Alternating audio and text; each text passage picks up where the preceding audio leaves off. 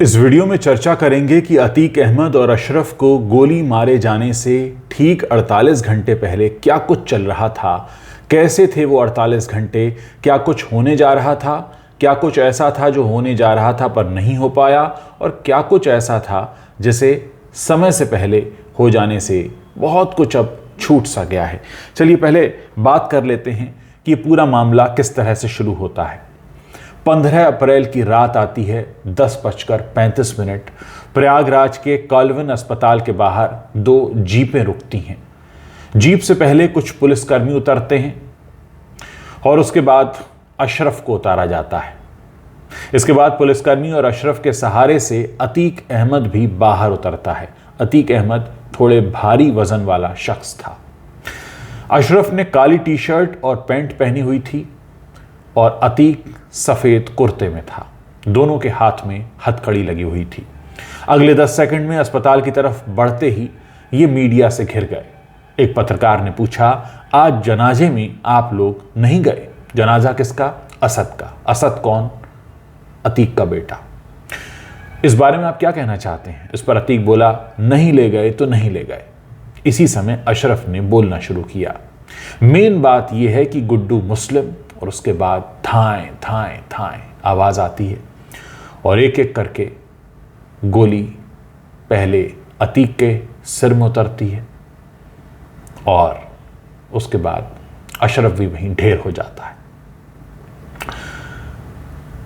अफरा तफरी मचती है। मीडिया के कैमरों से कुछ हिलती हुई तस्वीरें आती हैं। इसके बाद 3 हमलावर सामने आते हैं। 16 सेकंड का वो नज़ारा, 18 राउंड फायर, जिसमें से 9 गोलियां अतीक के शरीर में धंस जाती हैं और फिर वो हाथ उठाकर नारे लगाते हुए सरेंडर कर देते हैं। ये घटना अभी कुछ घंटे पहले ही हुई है और इस समय हर कोई इस घटना की एनालिसिस कर रहा है। हम भी वही कोशिश कर रहे हैं। ये कहानी शुरू होती है असल में 24 फरवरी 2023 को।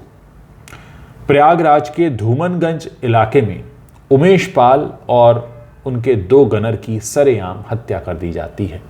अगले दिन एक एफआईआर दर्ज होता है जिसमें अतीक, अशरफ, शाइस्ता, असद, गुलाम और शाबिर समेत 9 लोगों को नामजद कर दिया जाता है। ठीक 10 दिन बाद 6 मार्च को इस केस में पहला एनकाउंटर होता है जिसमें उमेश पाल पर पहली गोली मारने वाला शूटर विजय चौधरी मार दिया जाता है।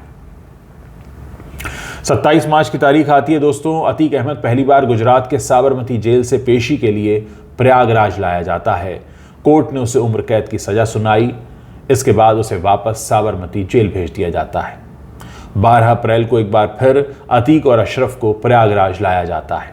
13 अप्रैल को अतीक के बेटे असद का एनकाउंटर कर दिया गया और दूसरी तरफ अतीक और अशरफ को 4 दिन की पुलिस कस्टडी की मंजूरी दे दी गई।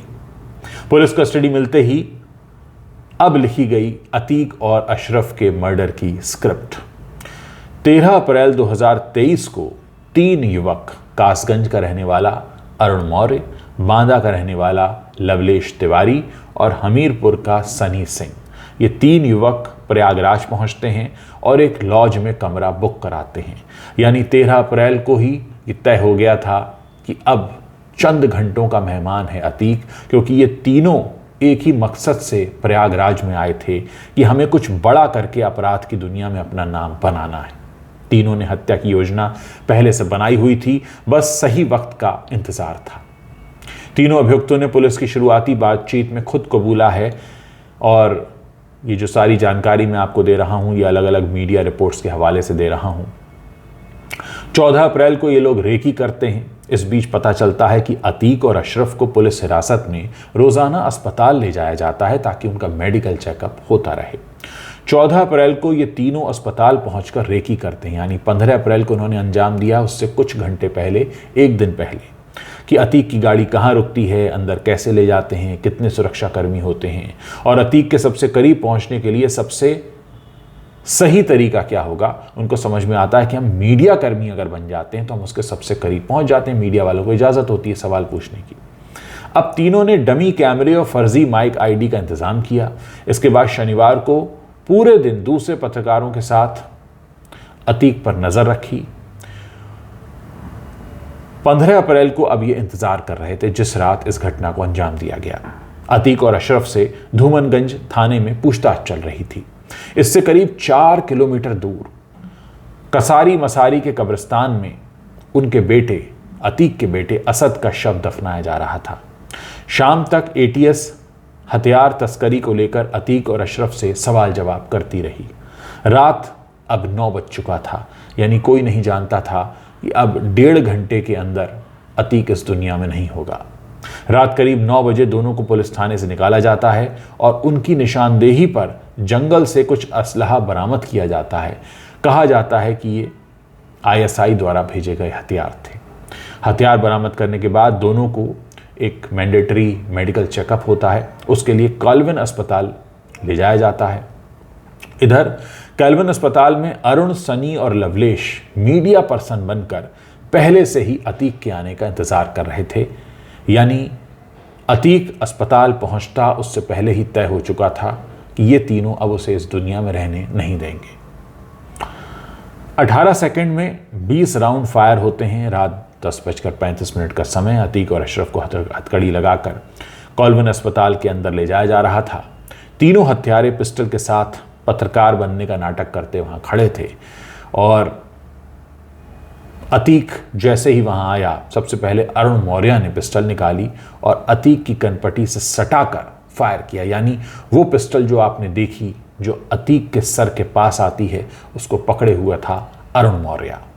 इसी बीच सनी और लवलेश ने अपना कैमरा और माइक आईडी गिरा दी और पिस्टल निकालकर फायरिंग करने लगे।